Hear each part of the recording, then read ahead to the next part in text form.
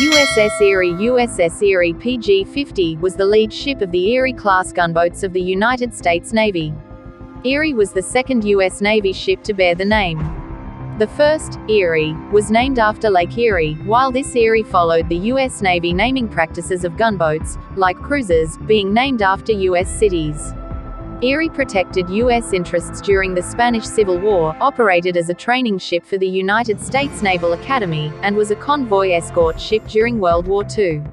She operated in the Pacific Ocean, Atlantic Ocean, and Caribbean Sea until torpedoed and fatally damaged by U-163, off Curaçao, in 1942. Construction and commissioning. Erie was ordered in June 1933, and laid down at the New York Naval Shipyard on 17 December 1934. Erie was the first ship to be built in the yard's No. 1 dry dock, instead of on a slip.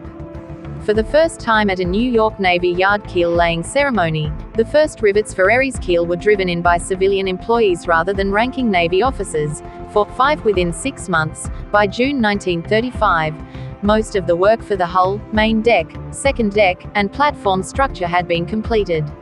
After Commander, later Vice Admiral, Edward Hanson graduated, in May 1935, from the Naval War College, he was ordered to see the fitting out of Erie and to captain her upon commissioning.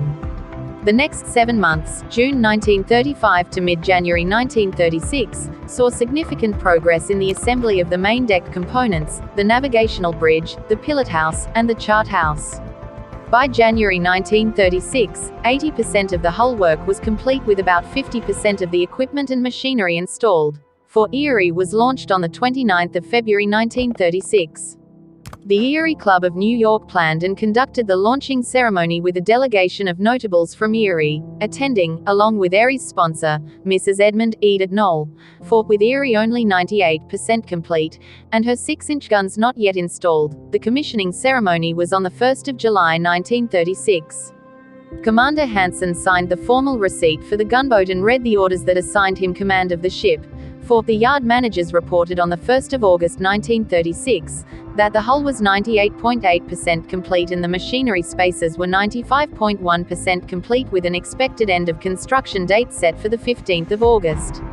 Erie left on 17 August, and sailed into the Atlantic for the first day at sea. During Erie's initial sea trials her propulsion system did suffer some malfunctions, but overall the trials were generally satisfactory. After a few repairs Erie ran her formal power trials on 26 August, and with further tests and trials performed at sea and in port, the vessel was fitted out and prepared for a shakedown cruise to Europe. Erie's 6-inch guns and their blast shields were mounted by the first week of October, and on 19 October, she departed for a cruise to the Norfolk Naval Operating Base. For, Erie was directed to participate in 2 ceremonies in late October.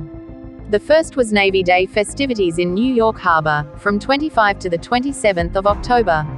Erie, the heavy cruisers Indianapolis and New Orleans, and the destroyers Maine and Flusser held open houses for the general public, while docked in the yard. The second was on 28 October, for a 50th anniversary ceremony commemorating the dedication of the Statue of Liberty. Indianapolis and Erie greeted President Franklin D. Roosevelt with 21-gun salutes as he approached Bedloes Island and as he departed. Erie then returned to the yard to make final preparations for her departure on 31 October, for her shakedown cruise. For, Design and Armament, edit main article, Erie-class gunboat Erie was 308 feet 94 meters long at the waterline with an overall length of 328 feet 6 in 100.13 meters. Her beam was 41 feet 3 in 12.57 meters, and a mean draft of 14 feet 10 in 4.52 meters. Her standard displacement was 2,000 long tons 2,032 t, and 2,830 long tons 2,875 t, at full load.